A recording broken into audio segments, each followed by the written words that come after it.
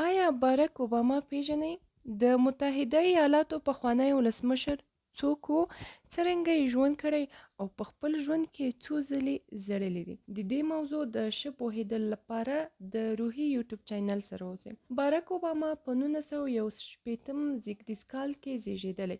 د پلار نوم یې بارک حسین اوباما و. د بارک اوباما مور او پلار دواړه مسلمانان وو، خو بارک اوباما عیسوي شوی دی، یعنی مذهب یې مسیحیت دی. د بارک اوباما میرمن میشل اوباما نومیږي. دوی دوه لورانې لري. اوباما کولمبیا کې زده کړې کړې دي او د حقوق مافوق دکترا سند لري. په وکالت کې تخصص لري. مؤلف او پروفیسور دی. د سولې نوبل جایزه یې ګټلې. د دیموکرات ګوند غړی دی. بارک اوباما د امریکا د ځینو ولسمشرانو په څیر په چپ لاس لیکل کوي. پلار یې کینیایي تورپوستی مهاجر او مور یې ویچیتا سپین پوستې وه.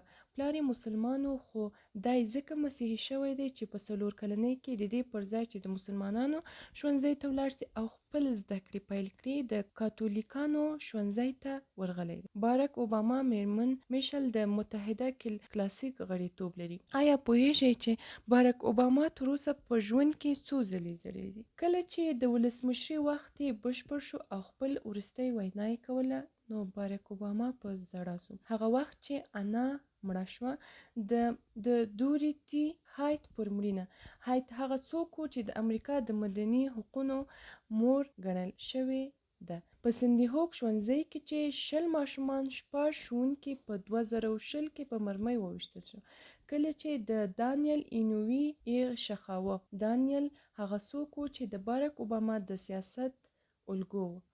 هغه وخت چې په یو غونډه کې ارتا فرانکلین د اوباما او میرمنې پوښتونکي یو ترانه ولوسته، اوباما ورته په ژړا شو. په امریکا کې چې د وسلو د لیږدو قانون جوړېده، اوباما وژړل او نوموړي داسې وویل: هر وخت چې د سندي هوک برید را یادېږي، غوسه مې نور هم زیاتېږي. د بارک اوباما سیاسي ژوند: په 2005 زیږدیز کال کې د سنا غړی شو.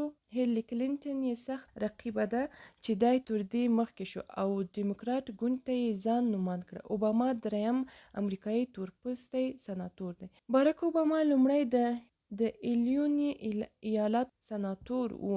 اوباما په عراق کې د بوش د سیاستونو لومړنی مخالف و. په 2004 کې اوباما د رسنیو تر ټولو محبوبه څیره شوه. ټایمز مجله هر کله یو مخور او نامتو شخصیت ډله خلکو ته ورپېژني. په 2008 کې یې اوباما د کال د غوره سړی معرفي کړ. اوباما ځان ډیر فعال شوی، خو دا سیاستونه یې د امریکا د ماتې لار هواروي. دی متناقض سیاست. د اوباما په هکله ځینو کسانو ویلي دي چې د جګړې ضد او مخالف و، خو د ده سیاست ته په کتو ځینې کسانو او شنونکو د ده سیاست ځوراوه. دوی وایي چې اوباما هومره د جګړې خلاف نه دی لکه خلک چې ګڼي. اوباما هغه کس و چې افغانستان کې جنگي سرتیري 3 چنده کړل. د مخکیني ولسمشر 10 چنده یې بریدونه زیات کړل چې یو بیلګه یې هم یمن ده.